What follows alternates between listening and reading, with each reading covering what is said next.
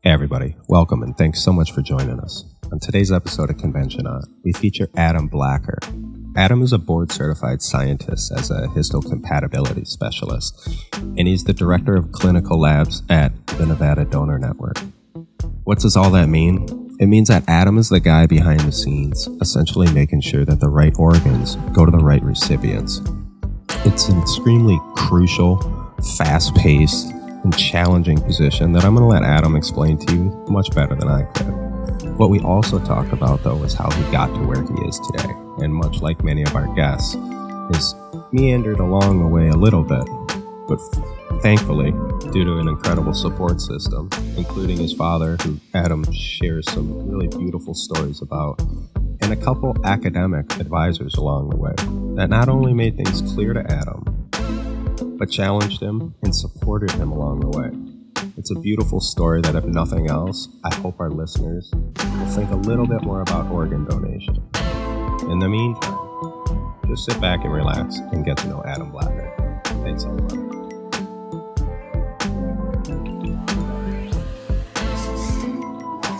Yeah, we're not canceled to the end of we're not canceled yet for the rest of the year, but we're pushed way back into May, which is like close to the end of summer. It's like, what's the point at that point? Yeah. Well, are they going to try to keep them longer into summer, or do you just run it up until the end, the last minute to cancel it, right? I mean, yeah, they're just pushing it back like, 20, 30 days at a time. Okay. But the joke is, what you tell your kids is that they're just going to have to repeat the grade. They're not good. Just like, get your shit together. You're redoing second grade, kid. It's like better than Santa Claus, right? Yeah.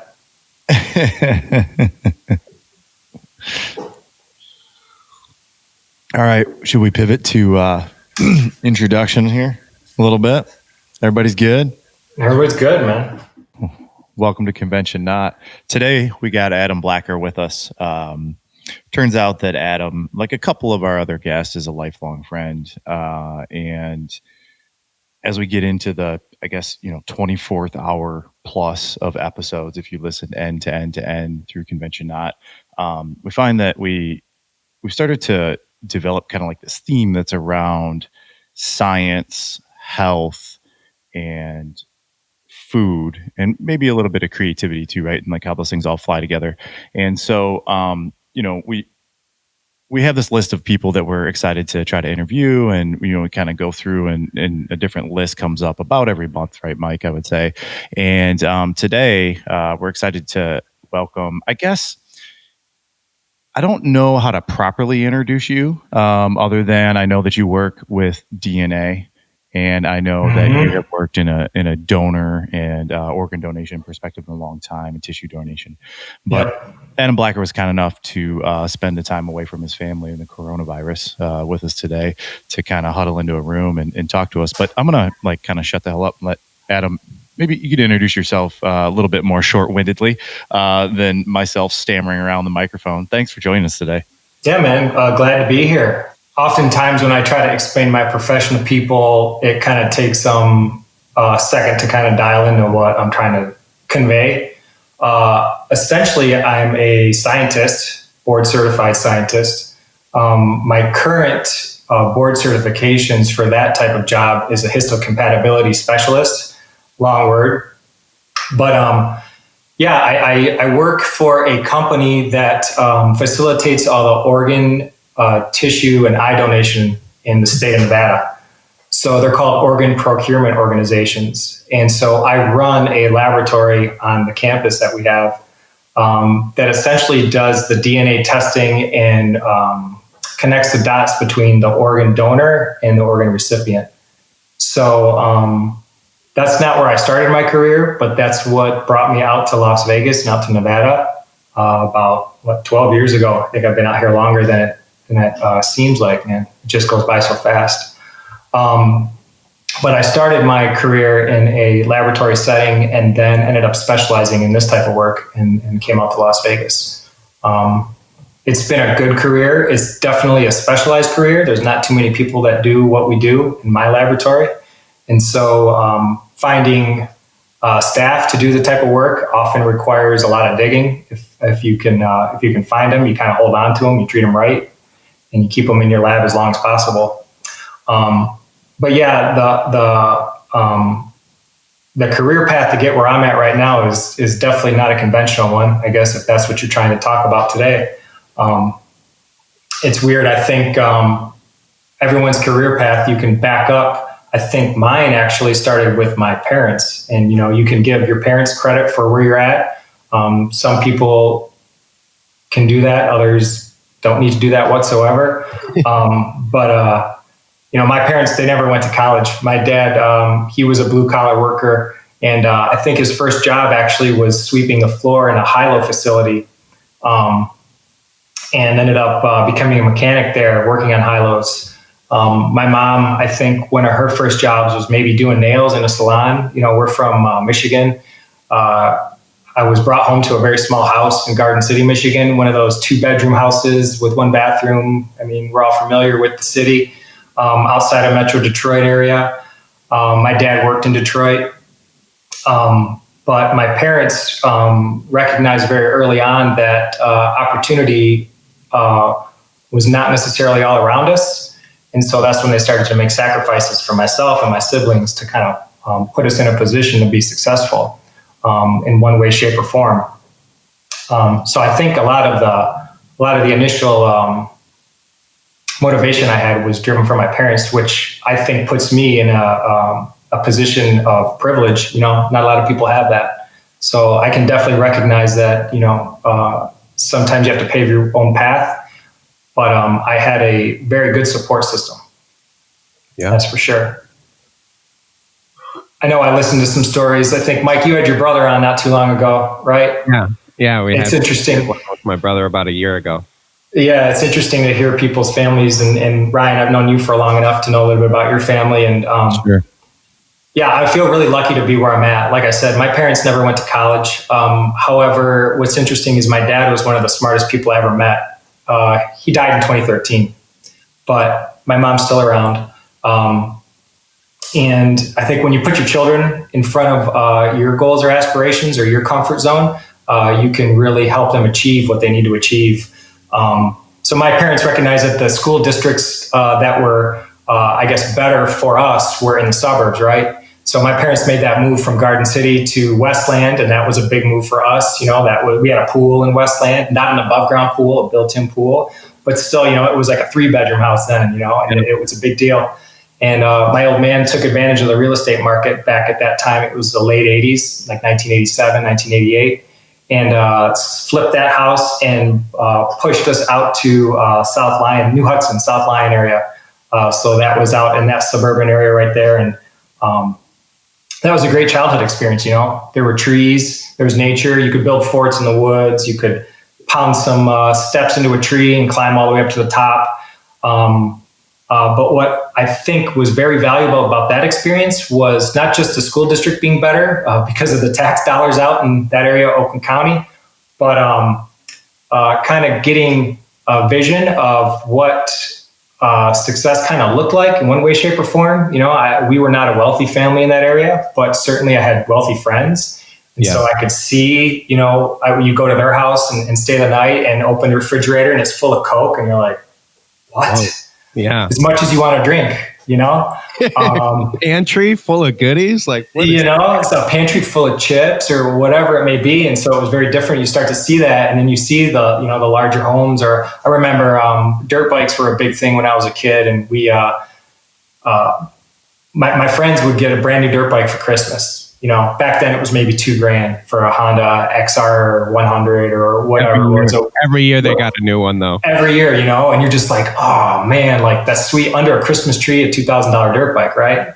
And so my dirt bike, my dad bought it off my friend for me for $50 because it had a new back tire on it. Piston was seized. It was a 1980 YZ80, and we bought it in like 1992. So the thing was 12 years old. It was done. Dude, it was done. And the dude that had it before me didn't mix any oil with the gas. And you know what that can do for that kind of motor. So cylinders cracked into 5 pieces. So, people that don't understand Michigan winters, you got to have something to do, right? So we bought that dirt bike, I think, in October and towed it down to the basement. My dad had a lot of tools. And so it was like, let's start stripping this thing down. So we took every single nut and bolt off of that thing, had the cylinder reboard, put it all back together, spray painted it. I think I had a Playboy sticker on the back. So that was pretty dope. Oh, yeah. Brought her out in the spring, and man, that thing ran like shit. But it really was another kind of lesson that my dad taught me. I don't know what type of lesson you can pull out of that, but it's like, you're not always going to have the best, but you got something, right? Apparently a lot of lessons. I mean, clearly just the way you tell the story and to see your face when you tell the story is also, it's funny, Adam. We've been chatting for a couple minutes now, and I've really come to recognize how long it's been since we last spoke. College is one thing, but we were exceptional. We were real good at being in college. And I'll let the audience take from that what they want. But, you tell that story. Yeah, those guys that I lived with, those were my friends from high school, man, which was also a pretty interesting experience. That's the best thing you can do for college and the worst thing you can do for college at the same time. I say that was a double-edged sword, man, living with your best friends, because, we went from these 7 dudes sitting at the lunch table senior year, eating your peanut butter and jelly, just doing whatever. And kids, yeah. Shit you do with your boys, right? And then we went to Michigan, Michigan State. We all moved there at the same time. Like we caravanned, our families caravanned, moved all of our stuff into acres, and it was on. Were you guys always tied throughout those first couple of years? I mean, eventually, no matter what, everybody becomes adults and goes their own way. I mean, obviously you live a couple thousand miles from there now, but like, were you tied through the years there in undergrad? I'll back up. My old man basically said, you don't have to go to college. You can be successful doing a lot of different things. You don't have to do this if you don't want to do this. Mm-hmm. But he said that his experience was with his father. His father was a steam engineer for Ford. And he literally said to my dad one day, do you want to go to college or not? And when my dad said, no, that was it. That was the end of the conversation. So there was no real, hey, why don't you rethink this? This is what it can do for you. And so when my old man and I had this conversation, it was very different. My dad explained it in a really simple way, which may not be entirely applicable to everybody's scenario. But he said, you can not go to school and use your hands and your body to do your job. You can go to school and use your mind to do your job. Your mind will outlast your body. Mm-hmm. And it's going to be a lot easier for you to use your mind to make money than it is your body. He said, I use my body and it's going to wear out, and it's already doing that. And so that was a really interesting perspective, I think, that you can get from a blue collar worker, someone that's working in that industrial situation. He worked for a hard coating company, which anodizes aluminum. And he ended up being a manager there, but really toxic environment, man. Yeah. In the worst part of Detroit. He used to take my brother and I there on a Saturday, and we would have to go in a room and he'd lock us in a room. It was in the worst part of Detroit I have ever seen in my life. Yeah. They were literally peeling bodies off the train tracks from the side of his building. I've seen that. I've seen the blood up against the wall, and I remember one time he took us there and he was all proud because they did a little bit of revitalization of the neighborhood. They put in a bunch of sod. They had a strip of property. It was probably, 50 feet wide by 10 feet deep between the sidewalk and the street. And he had some sod put in. And so it was like the only grass on the block, right? So we come pulling up. He had it done on a Friday. On Saturday, and the reason we went to work with him is because my mom was doing nails at the nail salon. We roll up, the sod's gone. Already. Someone stole the damn sod. Yeah. Rolled it right up. And he's just like, I'm not surprised. So it was an interesting location, but that was tremendous sacrifice, for him to drive to the suburbs. Yeah. So I went to MSU thinking I was going to be a physician. Actually, I wanted to be a doctor. I was on a pre-med route. I was on a human biology major route, just because I thought that was something that I could do. And I felt that, you could acquire a great lifestyle being a physician. And that's what I wanted to do. So I started off at MSU. That was tough, man. And so I think a pivot point for me was awesome. It was end of my sophomore year. My academic advisor made an appointment with me and said, you need to come talk to me. So I'm like, okay. Yeah. So I remember walking into this guy's office And he said, Mr. Blacker, what are you doing? And I'm like, what do you mean? He's like, what do you want to be when you grow up? I said, well, yeah, I want to, I'm pre-med, got this human biology major, trucking along. He's like, you're not going to be a doctor, Mr. Blacker. I was like, what do you mean? He's like, well, let's take a look at your GPA. Let's take a look at the average admittance of people that look like you and come from where you come from and how they get into medical school and what their GPAs are. How much volunteer experience do you have? Are you doing this? I had that same advisor, I think. You know what I mean? And so that's when he said, what are you going to do with a human biology major? What are you going to do with that? And I was just, no one ever told me that. My parents didn't have that information. And so that was one of the best truths and best moments of realization in my life where someone actually sat down and said, you don't know what you're doing, dude. Sure. I need to share some information with you. It's a tough walk home, but man, when you look back upon it, it is, right? Because like if you're pretty fortunate to fly through, I'm not saying your life is some type of a cakewalk, right? But like, you're in a good status, you make it through school and like you get into college. Sure. Yeah, you get into college, you keep doing your thing. You never really been told infinitely no. You might have been told not right now. Right. Do you think if you're that advisor, is it like, do you get off on that, or is that the worst? Yeah, like is that guy's actual job? I mean, man. That's for sure. That's his job. But I mean, like, I know it's his job, but like, there's got to be some.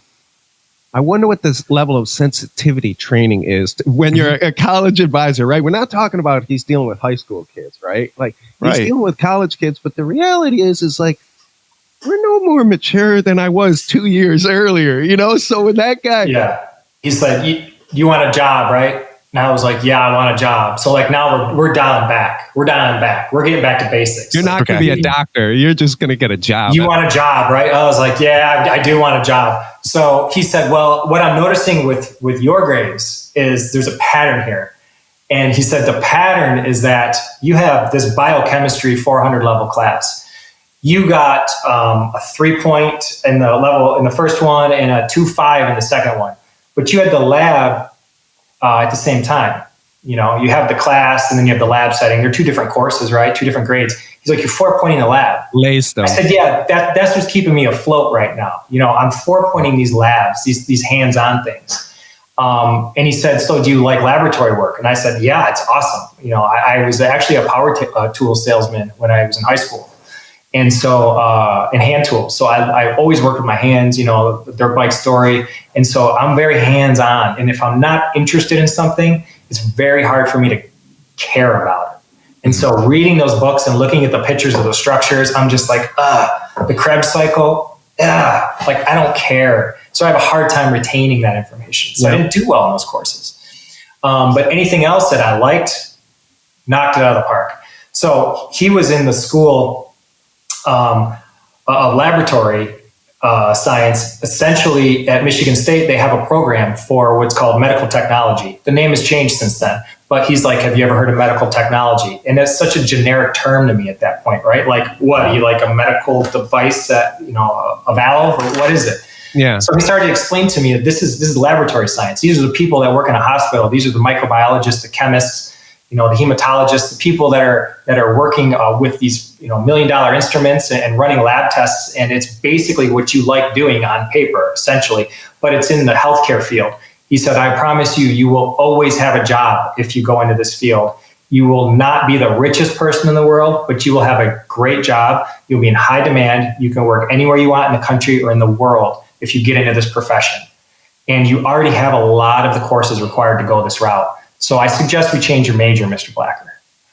And I was like, okay, let's do it. So the second thing I did was run back to my little house on Ann Street, the one you remember, and got my roommate out of bed.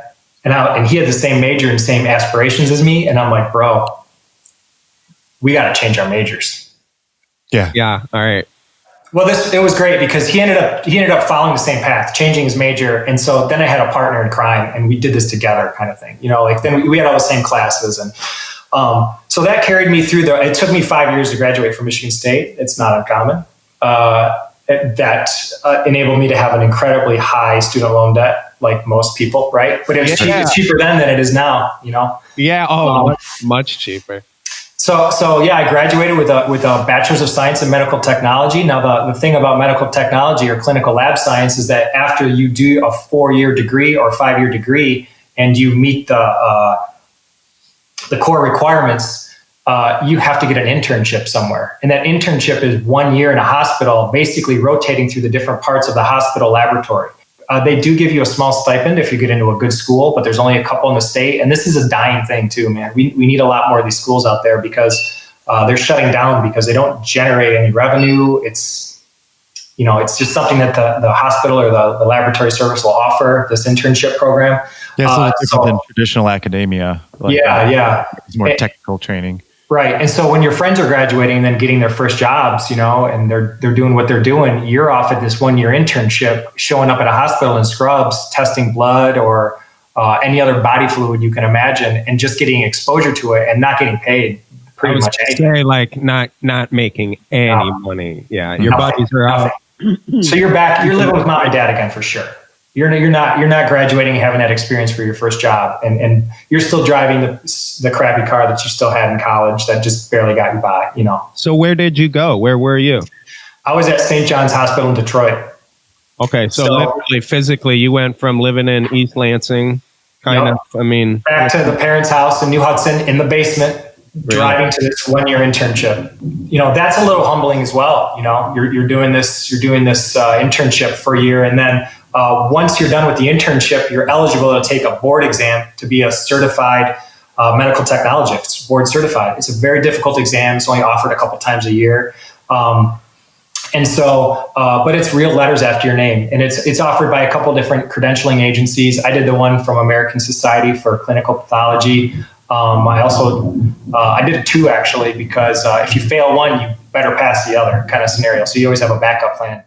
That's what gets you into the laboratory setting where you can actually legally do testing on human beings and report these lab results. And so you have to be, and you're a technologist, you're a medical technologist or a clinical laboratory scientist legally from a board exam. You have to take these exams to do this legally because there's a lot of liability behind that, right? And so, there's a lot of education, a lot of schooling behind it. So that's what took me through my bachelor's degree and to get my first real job. As soon as I graduated and started working, my first job was in a blood bank, transfusion medicine. So that's cross matching, the bags of blood, the red blood cells, Sure. and plasma and platelets, all the testing that's involved with transfusion medicine. That was my first job. It was on the day shift at St. John's Hospital. So they just kind of brought me on board there. Okay. And first thing I do is go out and buy a brand new car because that's what you do.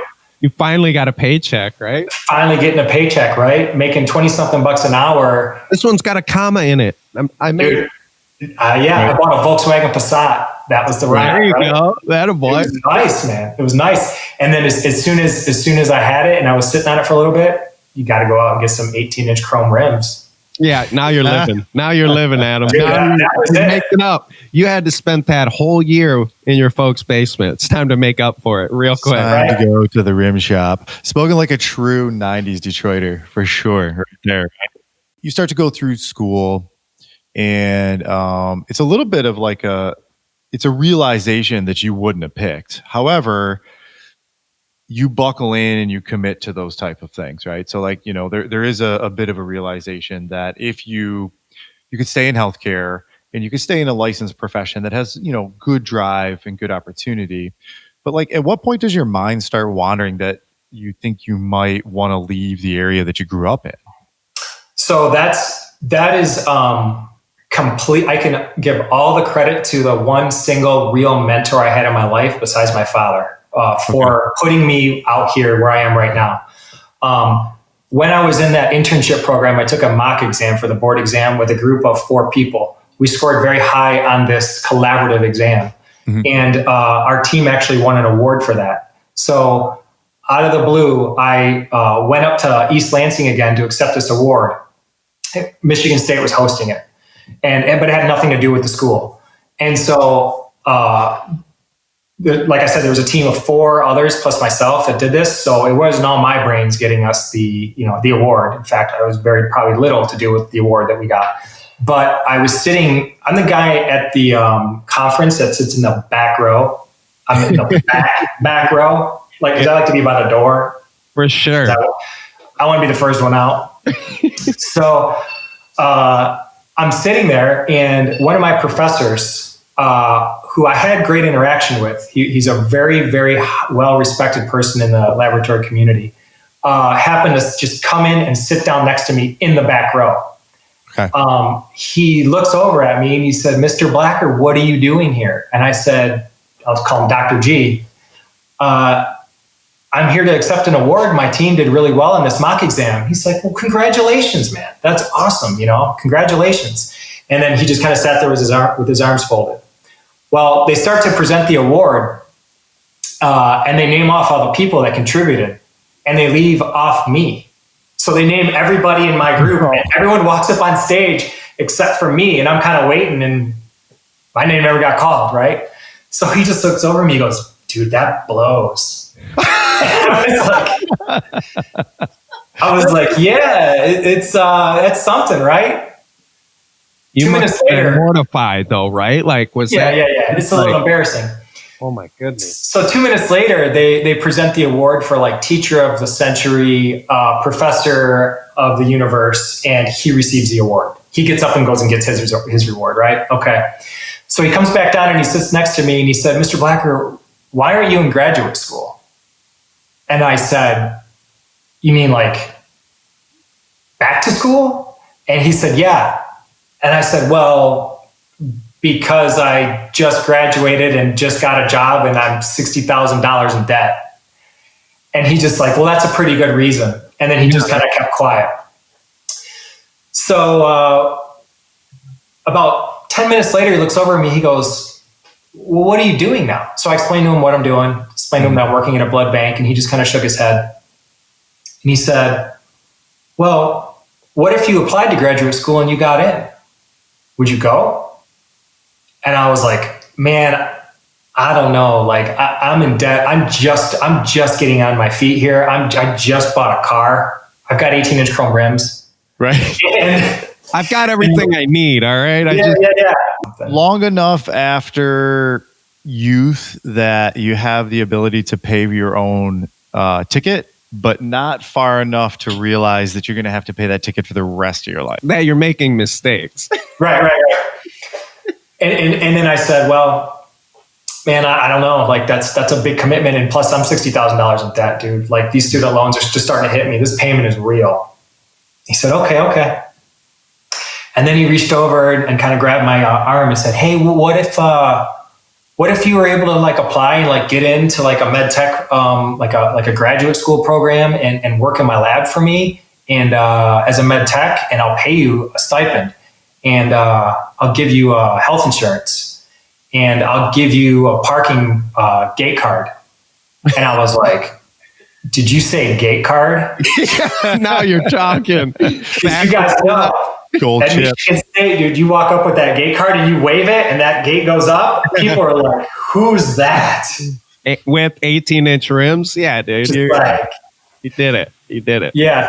So, so I went home and I told my dad about it, and he said, "Anyone who turns down free education is a fool. If you can get something for free, if you can get money to work in his lab, and he will help you with your tuition, and he's going to help you with health insurance, Adam, this job that you have right now, you may think that it's what you need, but it's not." He goes, "You need to set yourself apart from the rest of your field. You need to get a master's degree. You need to try this. You need to do this. It will support you. I don't have money to give you, but whatever else I can do, we got you." And what's interesting is at that time, my wife, Rachel, now, we had just started dating at the exact same time. Really? And so she was with me living in that house in Novi, and we'd been dating for a little bit. And I asked her, I was like, is this something you want to do? Like, do you want to go to East Lansing with me? And she was actually a major motivator for me to do this. She's like, yeah, let's go. You need to do this. This is an opportunity for you.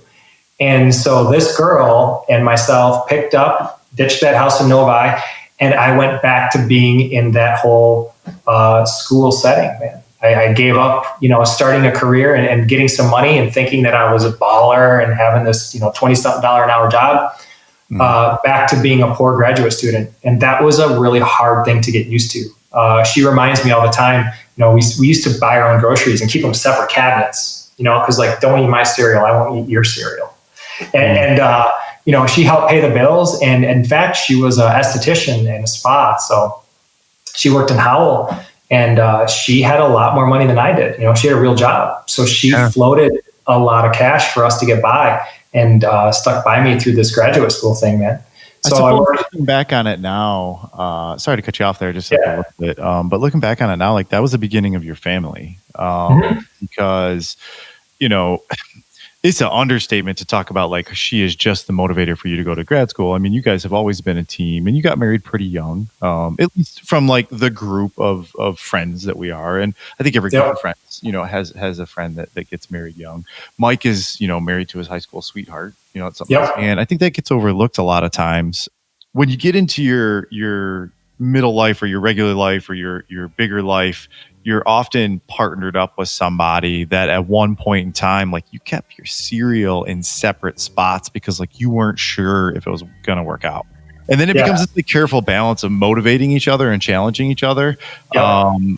Prior to like some of the big commitments that really require those motivation and challenge, right? I mean, Well, we're from the same hometown of South Lyon. What's interesting though is I graduated from South Lyon High School before she even got there. So if that puts anything into perspective for you. So I knew her since she was 16. Yeah.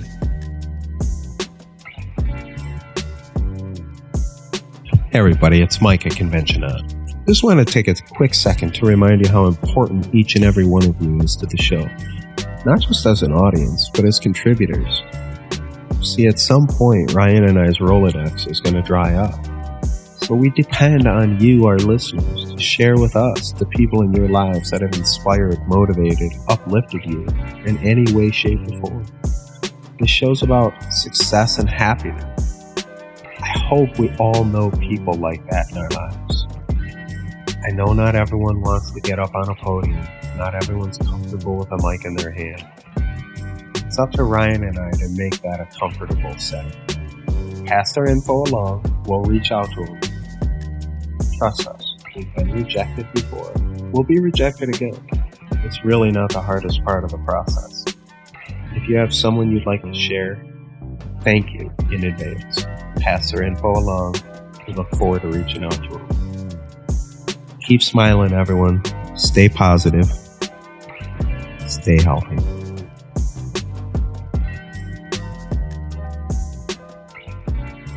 So this guy, Dr. G, I was a medical technologist by board certification while I was working in his lab. His lab was a histocompatibility laboratory. His lab did this DNA testing for organ donors and recipients, right? And so that's the work he wanted me to do for him in there. Now, you can do this work without having a special certification to do that work. You can do that work as a medical technologist in certain states and in certain instances.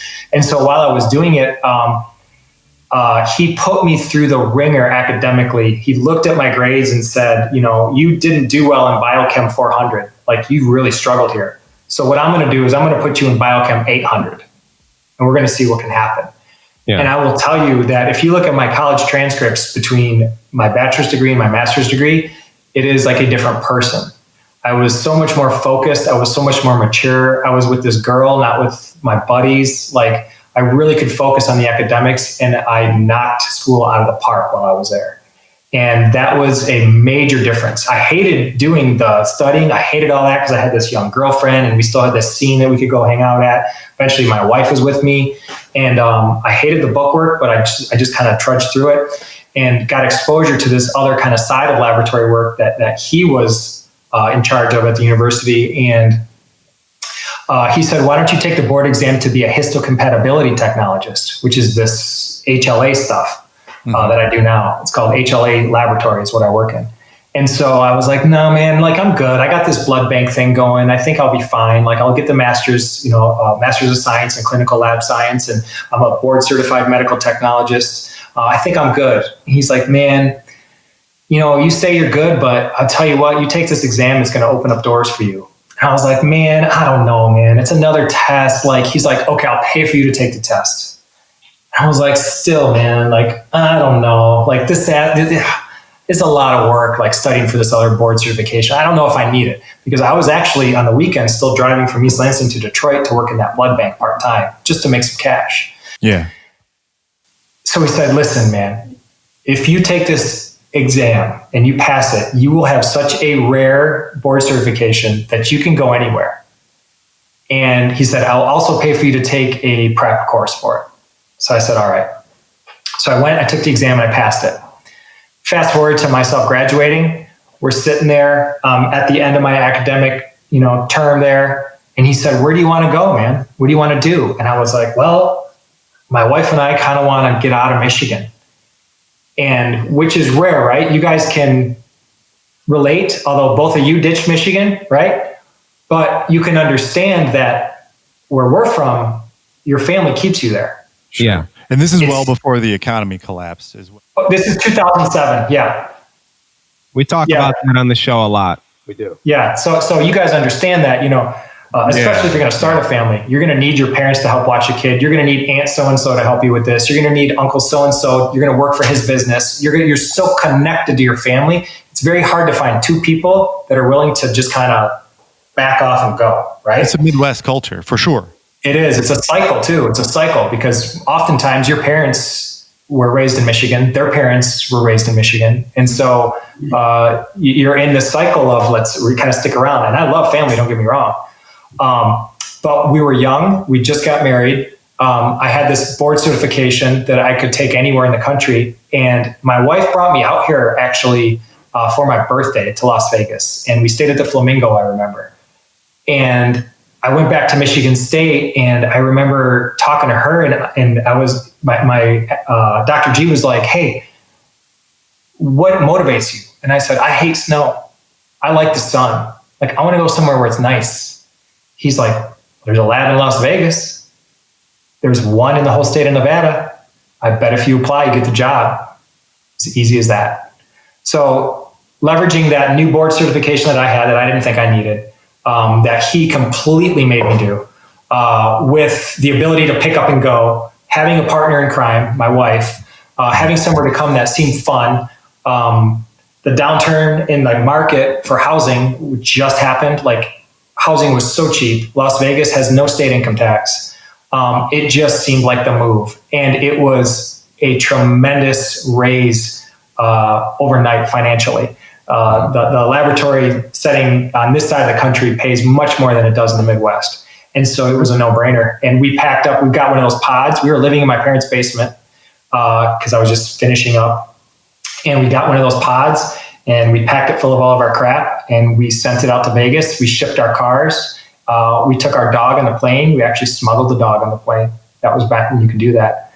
And came out to Vegas, man. That was in 2007-ish, 2008, maybe 2009.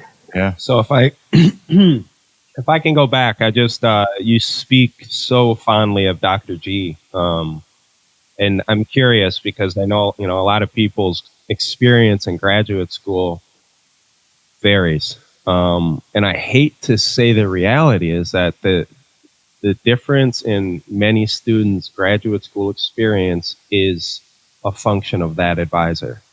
You know what I mean? Like that relationship that you had. How many other students were in that lab, Adam? 2. Yeah.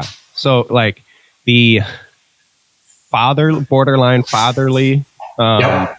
Like concern. Yep. That's unique, right? Like I know you knew some other guys in grad school that like had no relationship with their advisor, I can think of a handful of guys I knew that were in engineering grad school.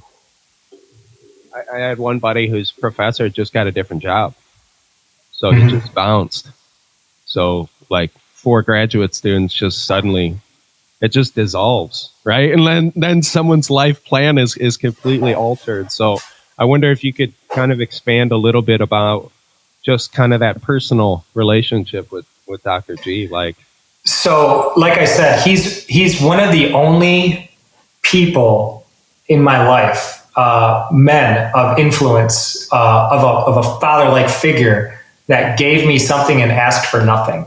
He's the only person that ever recognized that maybe I wasn't the best student, but I could do this. And so he saw my grades. He saw my undergraduate grades. He knew exactly what was going on. He saw your grind though too, right? He saw it all. Yeah. Mold you in exactly what he needed. Yep. And so I think what he did was he recognized someone that had some potential, someone that just needed some help, someone that needed a bump, someone that needed some motivation. And that's what this guy has made his career doing. I'm not the only person he's done this for. And I would, you could argue to say that, he is just as important in my life as pretty much anybody else I've run into, in that age group. Like I said, my dad was, of course, my number one mentor in my life and taught me everything about compassion and how to be a man and how to be an honest person. I mean, my old man would get incorrect change at Walmart. They'd give him back a 5 instead of a 1. And he would drive back up there the next day and tell them that they overpaid him. Like, that's the honesty that my father had. And so this guy is just like that.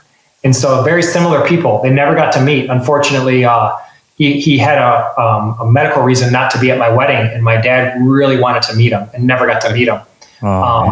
Yeah, it was a kind of a bummer. And so, but I know my dad really wanted to meet this guy and recognize that you're the man that gave my son everything that he has today. And so, granted, I had to work hard, and he put me through the ringer. His program was not easy. Arguably, it could be a PhD at most universities. But it really set me up for success there. But I think it's so important if you can recognize, as I'm getting older, someone that's younger, giving them this advice or giving them some sort of mentorship, telling them about your experience. If you have anything to offer them, do it. It's so important to change someone's life like that, man. If you can recognize that you can do that, you are a person of influence, whether or not you understand that. You really are at this age. As a 40-year-old man, in the next 10 years, you're going to run into situations where you can make a difference in a young person's life. Yeah, I'm so happy that you said that. We've talked about and continue to talk about that as part of the show. And sometimes even challenge our guests to become mentors if they're not, because, you just told a story and we haven't even gotten to the part about histocompatibility, which means, transplants and some That's what I do, yeah. Tissue transplants and that kind of stuff, which I'm excited we're going to, pivot to here first.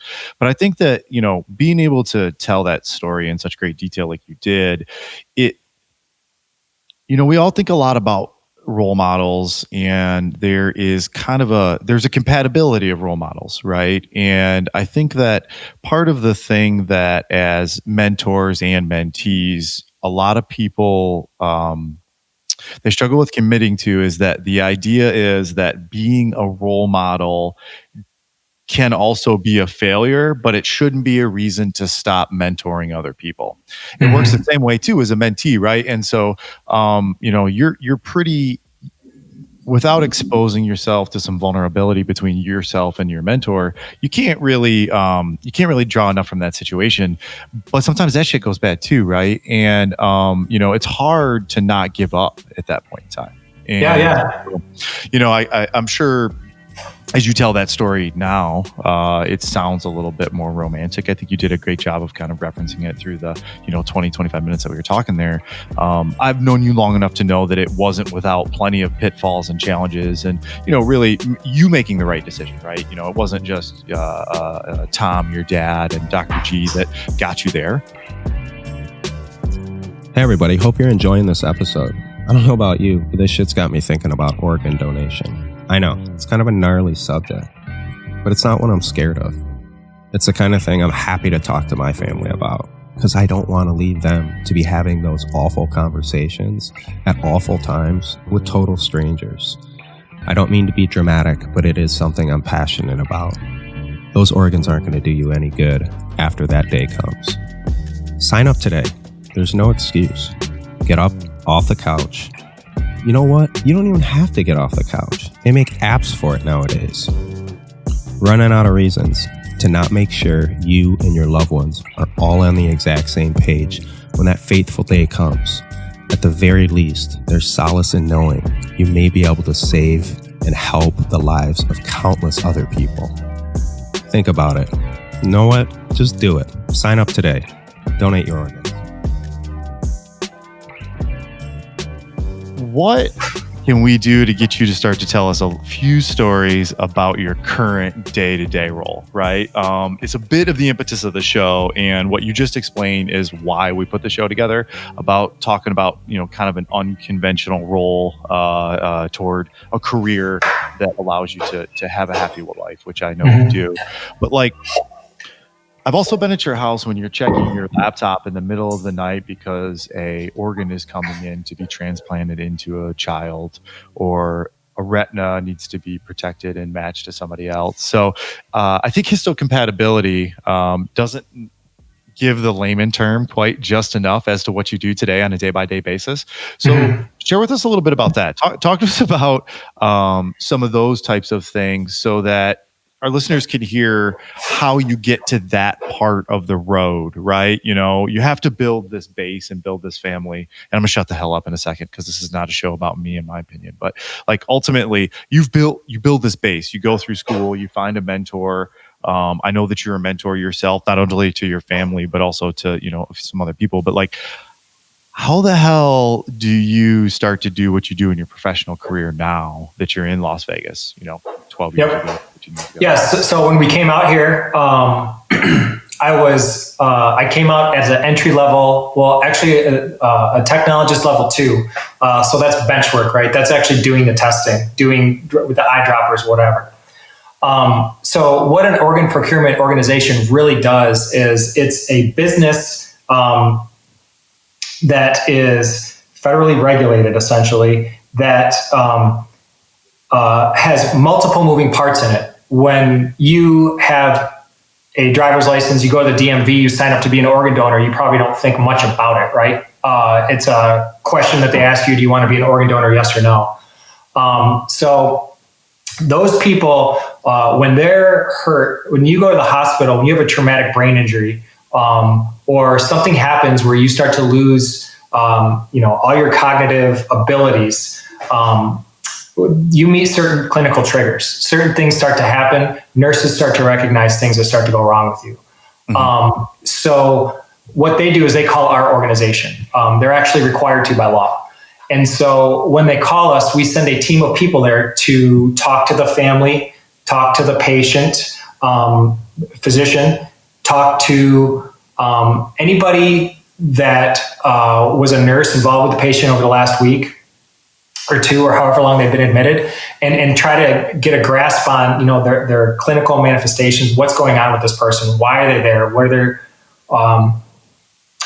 their symptoms, what happened to them, right? And so once you fall into this basically box of you're going to be clinically brain dead eventually, you're going downhill, you're on a ventilator, you're actually clinically brain dead eventually. And even though you're on this mechanical support, once your brain is gone, you're not coming back, right? So they can keep your heart going, your lungs going for only so long until your body will start to break down eventually. So you try to intervene before that happens. You try to basically, the wishes of the person that's a registered organ donor is that they want to be a donor. They want to give their organs, they want to give their tissue, they want to give their corneas, they want to give whatever. So we help that, we make that happen. And it's a major, major endeavor. It starts with these people coming in and giving support to the family, all the way through to coordinating surgeons in the operating room to take these organs out and take them all around the country or transplant them locally into someone that needs them, right? We honor this gift. The real hero in the entire story is the donor. Everybody else is just helping make that happen. But the real hero from the very beginning through the end is that person that's making that donation decision. Sometimes you're not a registered organ donor. We can talk to the family then and ask them if they'd like to make that happen. That can happen too. So that's a whole team of people that talk to them. So all of our different departments all work together to make this happen. My department is the laboratory that's involved with the histocompatibility, what I'm talking about. So when this person meets these clinical triggers that they're brain dead, they draw blood from that person, they send it to my lab. The laboratory takes this tube of blood, is drawn in a yellow top tube called an ACD tube. And what we do is we centrifuge this tube and we take this very thin layer of white blood cells out. White blood cells are important to us because they have DNA in them. So essentially what we do is we put the white blood cells in an instrument. The instrument extracts DNA from these white blood cells, and that allows us to run these assays from the DNA. What we're looking at is compatibility that is expressed on the surface of all your cells that are nucleated. Your heart has these things hanging off of them. It's called HLA. Your lungs, your kidneys, anything that's transplantable, any organ has this HLA on the surface of it. And our laboratory identifies the HLA type of the individual. And it's a series of letters and numbers that are a completely different language, and it's completely convoluted and complicated. The terminology has changed over the years. The nomenclature has changed over the years. And so we end up doing these DNA tests on these instruments by molecular techniques. We use something called real-time PCR, where you load up this 400 well tray with this DNA, and it has primers in there, and it has Taq polymerase, which is this miracle enzyme that makes DNA testing happen, essentially. And we figure out this person's HLA type. Well, this donor that we just did this testing on has this test done. All the people waiting for the organs have already had the same test done as well. And so what this enables you to do is upload this information into a national database that will connect the dots. So what's the best match for this organ with this recipient? And so what we're doing is we're getting this information that can go into this national database that connects the dots between the people that need the organs and the people that have the organs which are no longer alive. And so the process through the clinical, whatever the selection process might be, right? I mean, that's not the purpose or your role, but then it starts to connect the dots in between the organs. So that's a major component of what we do. So we're there we're available. We work with the local transplant program that does kidney transplants. So their patients are our patients, and there are thousands of people waiting for organs, right? Thousands. There's a huge shortage of organs. That's why our work never stops. That's why you see me up in the middle of the night on the laptop trying to make it happen, because our donors happen 24 hours a day. These surgeries, these transplants happen 24 hours a day. There is no downtime to this. We're required to be opened every day of the week, every hour of the day. And so that's one component of our testing. We also do antibody testing, because what's unfortunate for some people is that over the series of your lifetime, you can develop antibodies against certain HLA types. You're familiar with antibodies, right? Something foreign comes into your system, a bacteria or a virus, whatever it may be, and your body will recognize it and create antibodies against it, destroy it, and then the next time your body sees that, you have antibodies already, and then you don't get sick, right? That's immunity. Well, it's because these viruses and bacteria are invaders, right? Well, unfortunately for some people, they've been sensitized to HLA, and you would be like, well, how can I get sensitized to somebody else's body, right? Well, if you have a blood transfusion, what are they doing? They're putting blood in you from somebody else, right? Your body will recognize those white blood cells, which have HLA on the surface, make antibodies against it, destroy it, and then remember that. So unfortunately, if you need a transplant 10, 15 years away, and that organ donor happens to be the same HLA type as that blood donor was, your body's going to try to destroy that organ immediately. You're going to have a rejection episode. So that's the other part of our game, is that we're constantly monitoring these people waiting for organs. We're monitoring their antibodies, which is a snapshot of their immune system. The immune system is just as crazy as space or the ocean, man. We understand a lot about it, but not everything about it. And so this is something that was discovered a long time ago, where this HLA, it stands for human leukocyte antigen, which are the things on the surface of the white blood cells. They were exploited in the early testing before DNA techniques were available. It's a crazy game of trying to find the best match to honor that donor's precious gift, right? You want that organ to go into someone that it's going to last a long time. I've been with the organization for going on 12 years now. I was given a management position, and so that's oversight of the laboratory's daily operations, right? So that kind of pulled me off of the bench work and put me more into the administrative role, helping the technologists accomplish what they need to accomplish. And if you look at high complexity laboratories, HLA laboratories are among the highest of high complexity. And so, you can very easily key in a wrong digit and make some mistakes. And so you have to have things in place to catch that. And so that's why you see me up in the middle of the night looking at my laptop, looking at a series of letters and numbers that mean nothing to anybody except for the person that just did the testing and me, and then whoever needs to know that information on the back end. So it's a really interesting profession. We see the donor side of things. We see the miracles that happen for the recipients.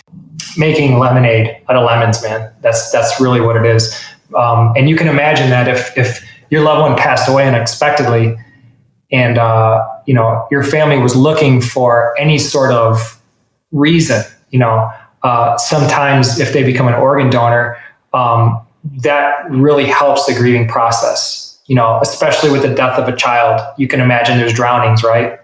That's a really somber situation. That's a really tragic situation. But if your little 5-year-old becomes a hero that saves the lives of, 6 other 5-year-olds, you can imagine that maybe you feel that they were put on this earth for a reason, right? And so that's a very powerful, powerful thing. The details, the behind the scenes stuff, right? I mean, we all have an idea of what organ donation is, but for most of us, it's just kind of donor and recipient.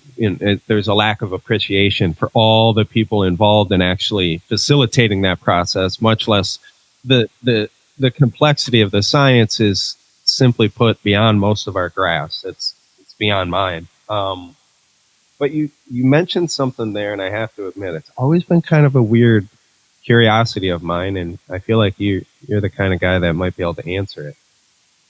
Any given donor, how many lives? Like, you don't need to say how many lives is it going to save, but one single human body, can that end up in 30 different? And I apologize if this is a crass. No. That's a legit question. You can help potentially hundreds of people if you think about it, because we're not just taking these 6 or 7 major organs, right? We're not just taking the intestine and the pancreas and the liver and the kidneys. We're not taking these thoracic organs only, or these abdominal organs, but we're also getting the skin, the bones, the heart valves sometimes. So someone that, the veins, the eyes, and it's the cornea. So you can save a burn victim's life by donating skin. They need that skin. They will die in the hospital if you have a large percentage of your body burned and you do not have skin grafts. You're dead. You will not survive. I would imagine, not every hospital is necessarily equipped with the people, the equipment, the facilities to procure that stuff. Yeah, geez. Yeah. Sorry, it's the wrong word, but so that's where our team comes in. Our team, we have a tissue team. And so what's interesting about tissue versus organs, organs are really procured in the operating room.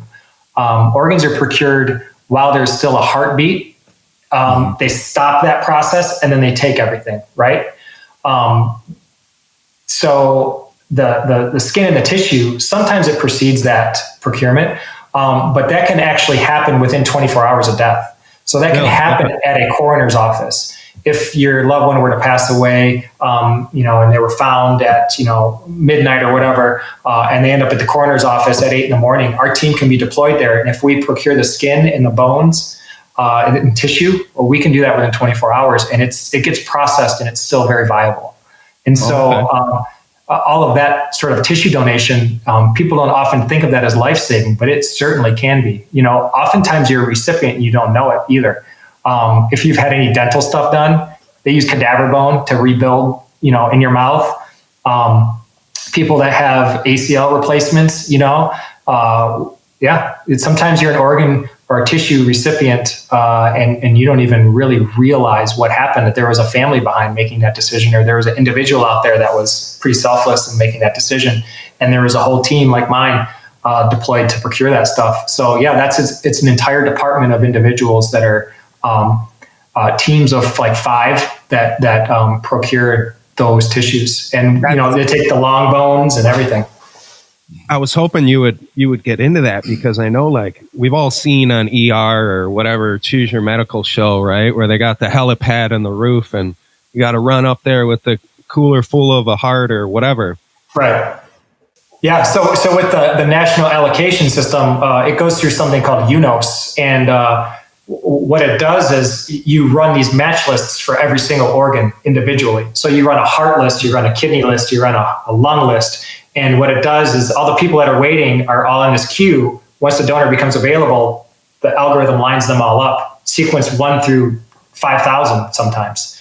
And so our organization then starts calling the transplant center for number 1, which may be in Florida, the transplant center for number 2, which is in California, the transplant center for number 3, which is in wherever, right?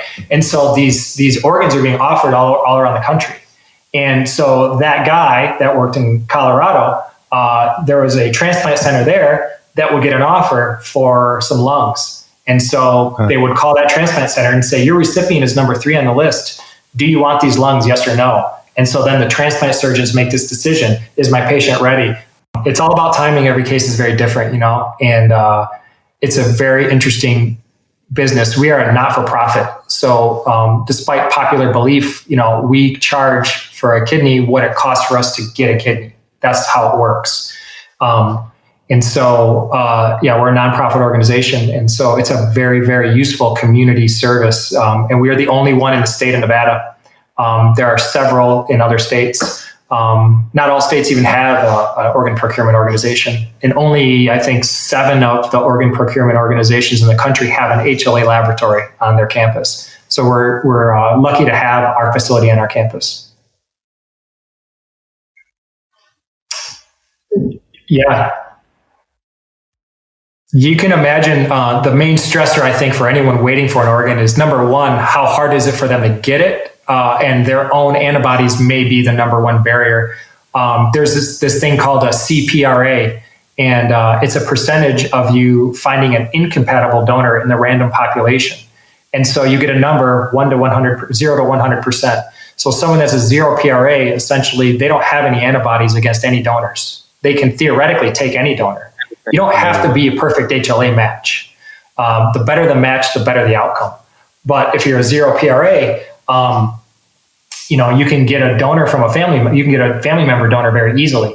If you're a 75% PRA, out of 100 donors, 75% of them are going to be incompatible with you because you have antibodies against their HLA type. And so we have patients that are 100% PRA. They statistically will not find a match, but they do find a match. And the way they find a match is that when there is a HLA identical donor in the population in the United States, they go right to the top of the list. So they get precedence over everybody else if there is someone that's a perfect match for them, because they don't have any antibodies against a perfect match. Literally 1 in a million. I mean, and that's probably overestimating it. It's way a statistical game. Yep. Yeah. It is a statistical game, and it's very, very difficult to overcome if you've had a lot of blood transfusions. Women sometimes are at a disadvantage because if you think about it, this will blow your mind. The fetus inside the mother is only half her HLA type. This is a genetic thing, right? Half comes from your mom, half comes from your dad. So that half of that baby's genetics are different from the mother's. So if there's any sort of fetal maternal blood exchange during the childbirth process or for any other reasons, sometimes the mom can develop antibodies against the baby's HLA type, which is also baby's daddy's HLA type, right? So then mom needs a kidney years down the road. Guess who can't be a donor? No baby daddy. Oh, right. So that puts them at a disadvantage sometimes. Sorry, Ryan, but that's a perfect transition, because I can't help but what you do, and you've been talking about, it's real heavy, man. Like, it's not, I'll be honest, it's beautiful, not title, but like, I work in organ donation. Okay, great. Like, I don't want to hear any more about it though. Right. For a lot of people, it's a little too real, I think. how do you kind of turn that off, Adam? Like, because I know you and I know you well enough because, like, you're not walking around somber, you know, you're not carrying this on your shoulder, but it is the weight of the, you know, you got a heavy job. So how do you turn it off? I will say that I have a luxury where I don't have to have the patient contact. And it's just personally, I feel it's a luxury because I don't know how I would deal with that. We have people on our team that are walking into that hospital room with a mom and a dad sitting there and a baby that choked on a marble. Yeah. And that baby's done. And they have to ask those parents for those heart valves. They have to ask those parents for that little baby kidney, right? And so that gravity of that job makes my job look like a cakewalk. They started doing this thing called a donor walk at some hospitals. You may have seen it on the news where the family will walk their loved one from the hospital room. They'll accompany them on the hospital bed, you know, the mobile bed with the IVs and everything, all the equipment around, walk them from their room to the OR. And during that walk, all the hospital staff line the hallways between the room and the operating room, and everyone is completely silent in honor of this person. They're a hero, you know? Ooh. So if you've ever seen one of those videos, it's hard not to get a little emotional watching that. And then describing just gave me the chills. And so being a part of that, you know, even the small role that my lab plays to make that happen, you just have to understand that, you know, you played a role in this and this is what this person wanted or what their family wants. And this outcome is going to save who knows how many people. One of the things that makes you one of the better leaders in profession is understanding and building a system that could operate without you. And in order to do that, you have to be able to maintain a bit of, like, I think it's a healthy ego, right? But it's also something that is a humble ego. And that's not so easy. And maybe that's why some of us end up being like better leaders than others. One of the things, and I'm going to admit, Mike, this is your jam, but I love this, and you'll hear this if you're a consistent listener to the show. We often ask our guests is, today, what would you say to yourself at 16 years old, or, you know, adolescence of sort? And when I think about where you touched really a little bit earlier, and we didn't have time today to get into your family life, maybe that's a future episode. How would you explain that to yourself if you could? You know, I mean, like, pretty soon you're going to have a little 16-year-old mini you. I know him because I've met him. You know, we'll let him display himself on social media as he gets old enough to do it. But, like, what would you say now? And what do you say in those times that allow you to start to be that mentor that you have such high value for in your life? Well, I think it really begins with a foundation for your children and leading by example. But if I was going to tell my 16-year-old self any bit of advice, and you've probably heard this line before, you're always one decision away from a completely different life. Oh, yeah. Yeah. and so, you know. Yeah, man. It's literally, it's that serious. You're one decision away from something completely different. Sucks. That's a really shitty reality. Excuse the language there, but man, impossible to sink in at 16, but so true. Yeah, you know, you get in that car, you had a couple beers at that party. Yeah, that could be the worst thing that could happen to you. I think that's a really valuable thing to know, but at the end of the day, sometimes that decision that may seem bad in the now, in the future, was the best thing that could have happened to you, right? Mm-hmm. It's not always a dark path, and it may feel dark in the beginning. You know, you may get that little run-in with the law when you're in college and spend the night in jail, or you may end up doing something stupid with your friends when you're 14 and shoplifting and getting caught, whatever it may be. You may drink too much one night and say the wrong thing to the wrong person and get knocked out. You know, you just have to realize that, you're always just one decision away, man, from something completely different happening.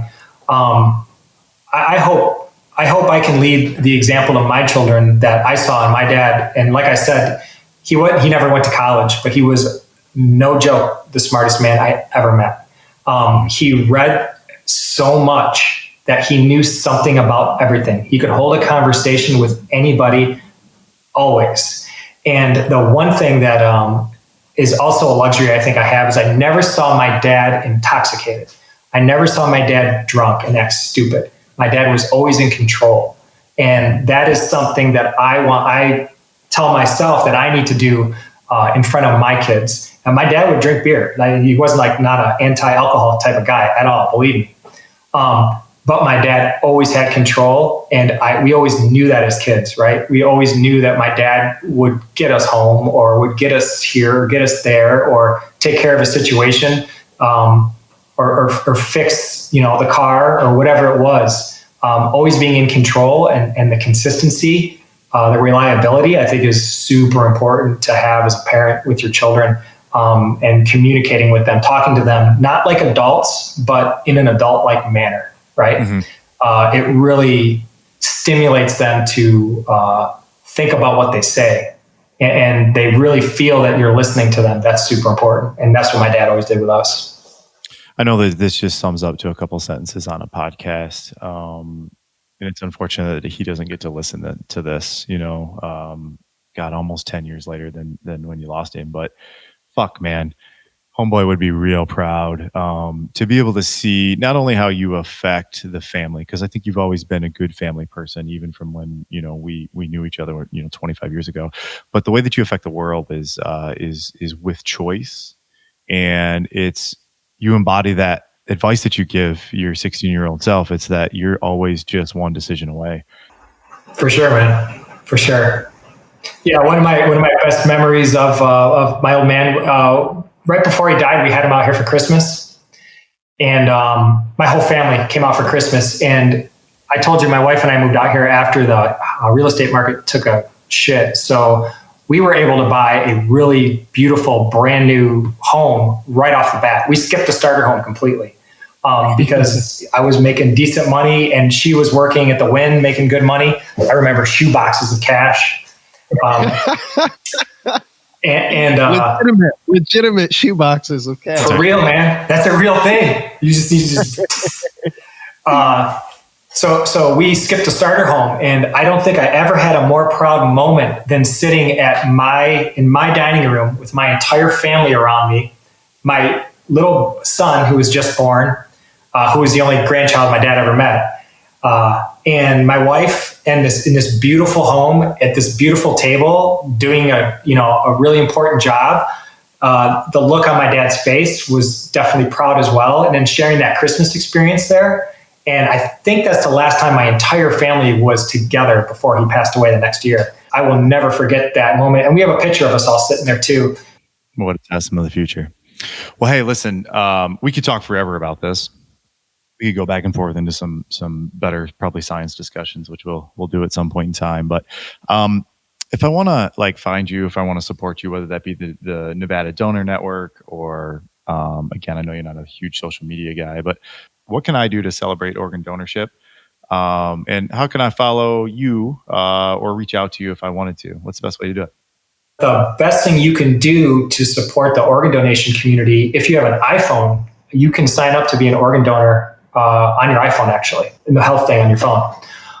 You can sign up when you're DMV, but the best thing you can do to make it happen, if you don't do that, is just have the conversation with your family while you're alive, man.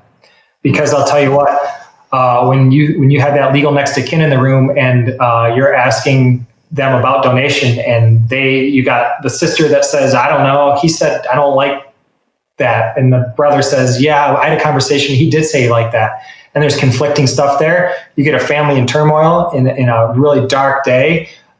They may just give up on the whole situation and say, we just want to get this over with, and not allow the process to happen that takes, sometimes 24 or 48 more hours of having your loved one on a ventilator. I have to ask, I'm sorry, because I always complain about this, but are you serious? I have to have an iPhone to sign up to be an organ donor? I can't do that with an Android? You can't donate your organs if you have one. I mean, why? There isn't an Android app for that? No, you know what? Apple got really progressive, and they put some sort of feature into the iPhone that lets you sign up on your iPhone. Man, okay. Well, that is awesome, and we're gonna look into that and share some like links or whatever for that because that is amazing, and I didn't know that. I thought it was like strict DMV, but but just let your family know, man. Let your family know, and just have the conversation. You know, if you're uncomfortable with one thing, you know, some people are like, you know what, they can take my organs, but you know, I'm kind of weird about them taking my skin, or I'm kind of weird about them taking my eyes. It's up to you. So I'll put the links. I always say I put the links and then I never fucking put the links, but this time I really will. So to our listeners out there, you know how to get to our website. You can get there from your podcast channel, but I'll put the links. So like, you know, for the people that are like Mike and use an Android for some unknown reason still in 2020. You can sign up through the DMV. Yeah, that's right. Yeah, next time you get your driver's license, you do pass the Mac store on the way there as Mike logs on to apple.com to get himself an iPhone. But in all seriousness, Adam, really appreciate you coming on, man. Unfortunately, the episode's going to be over, but we look forward to seeing you again. Yeah, fellas. Thank you. Thanks for having me. Thank you so much, Adam.